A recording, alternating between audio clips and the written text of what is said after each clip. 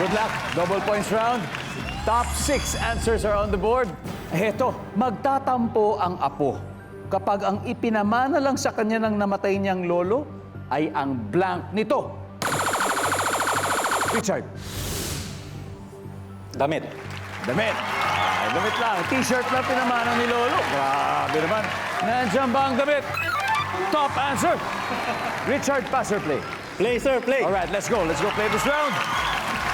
Yung kuruntong ni Lolo. Kansulsilyo.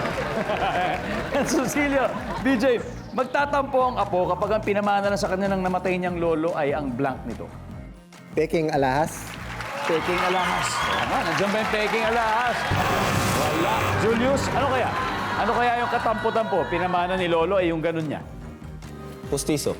Pustiso. Tatanggapin mo naman yun, di ba? Pang-display siguro. Ano yan? Artifacts. May ginto. May ginto. Nandiyan ba ang pustiso? Yung, ano kaya? Magtatampo nga po pag pinamana na sa kanya ang Maliit na property. anong klaseng property? Sakahan.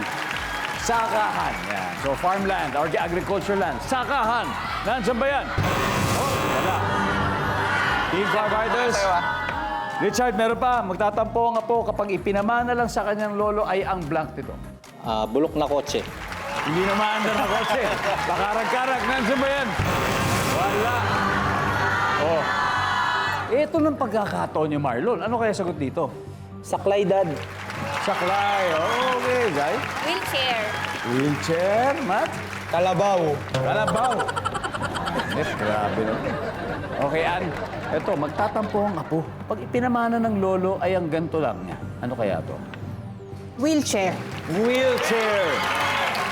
Siyempre, bukod sa sana hindi pa magamit yung wheelchair, eh baka may bad memory siguro. Ay, ayaw niya, magtatampo talaga. So, ang sabi ng survey sa wheelchair ay, survey says, wala!